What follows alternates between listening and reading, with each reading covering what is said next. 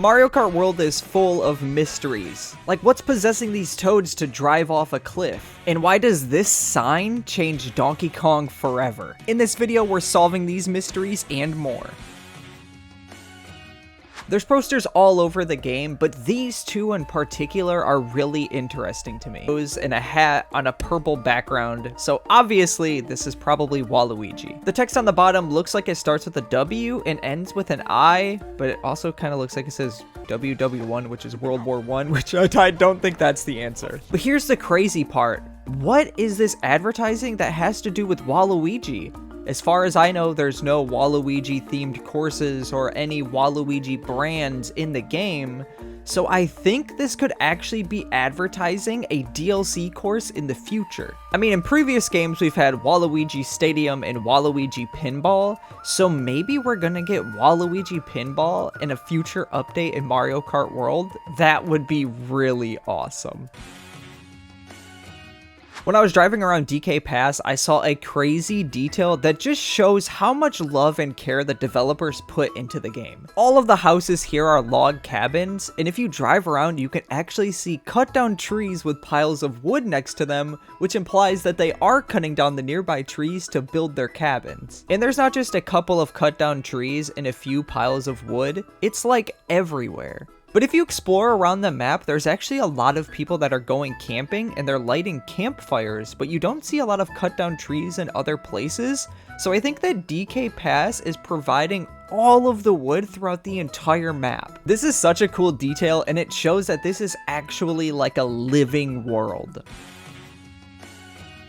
If you go just a little bit away from Crown City, you will find people that are seemingly possessed and driving their cars off cliffs. I thought they were maybe taking a shortcut, so I drove up to see where they were coming from, and they're actually just popping out of thin air. So I drove around the area looking for clues, trying to solve this mystery, and everywhere that this happens is around where the star fragment is. That seems like the only thing that could be doing that, but something is teleporting these drivers to make them drive off of the hills, or somehow they're being possessed and then they're driving off the hills themselves, and I just can't see where they're coming from. It might just be them driving off-road because they're not on the main highway, and it's just a little funny joke the developers put in, but I can't help but think there's a darker secret to it. Let me know with a comment what you think is going on, because this one is really confusing. If you're racing in Crown City, you might notice this weird part that looks like you're driving on solar panels, but I actually think that it's part of Rainbow Road that fell and landed on the city. The reason why I say that is the sides of the road in Crown City have this checkered pattern, and if you look at Rainbow Road, it also has this exact same pattern. So it's like a piece of Rainbow Road is in Crown City, but that rainbow effect is actually just turned off. This road also definitely looks like it wasn't meant to actually be here. It looks like it fell and they are using cranes to lift it up so it actually can be a course. Combine that with all of the tenants wanted signs, which clearly the city wants more people to move in, and perhaps people were moved in, but they left because parts of the sky started falling and landing on the city. Speaking of people leaving, this next mystery is a crazy one.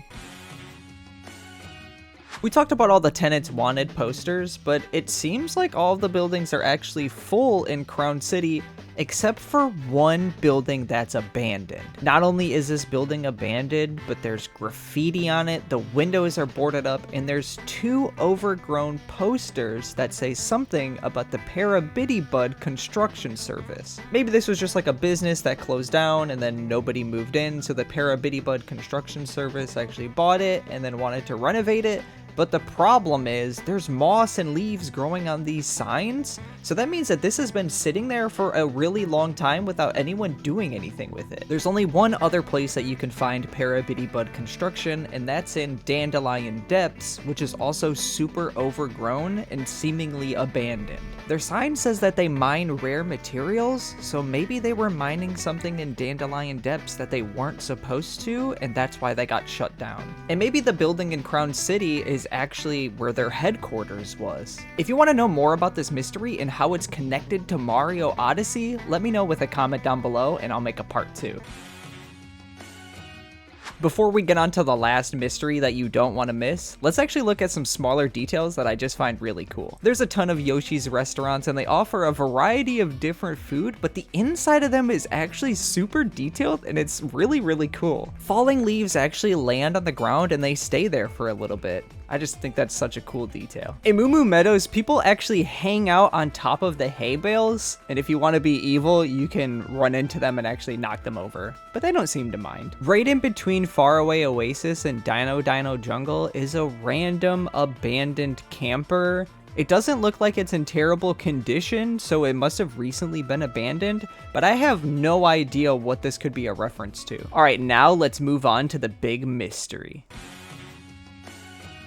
DK Spaceport has always stood out to me as a very weird course because I don't really associate Donkey Kong with stuff that's high-tech. In Bonanza, you just smash everything in front of you, so I feel like that makes a lot of sense. So I was super confused about why Donkey Kong has a giant robot version of himself and also has a spaceship. But then I saw this sign that shows that he started off with his rocket barrel and then he graduated all the way up until boosters on a spaceship. And I guess that kind of makes sense, but I never really thought of him as like a scientist or an engineer. And this isn't just some random thing that they added for this course. When you're going through Rainbow Road, there's an entire section where you're going through a Donkey Kong space station. Now here's the part of the mystery that I think I'm solving. I think that they did all of this stuff relating to Donkey Kong in space for one specific reason. I'm recording this before the Mario Galaxy movie is out, and a lot of people are wondering where Donkey Kong is in the movie and how he fits in. But the answer is right in front of us, and it makes a lot of sense. Now it's established in a game in the canon lore that Donkey Kong has stuff to do with spaceships. So maybe he will have a space station in the movie, maybe he'll have a spaceship, maybe he'll work together with Star Fox in some kind of way. I think this actually could set up for some really cool things with Donkey Kong in the Mario Galaxy movie. But if the movie thing doesn't end up happening, there's still a lot of crazy lore implications, like now Donkey Kong is tied to Rainbow Road. He's made this tech that mimics the road for Rainbow Road, but it isn't actually that. Maybe this all could be a teaser for a future Donkey Kong Bonanza DLC where you go to space, maybe kind of like in Mario Odyssey, how you visit the moon. When this video comes out, the Galaxy movie will be out, and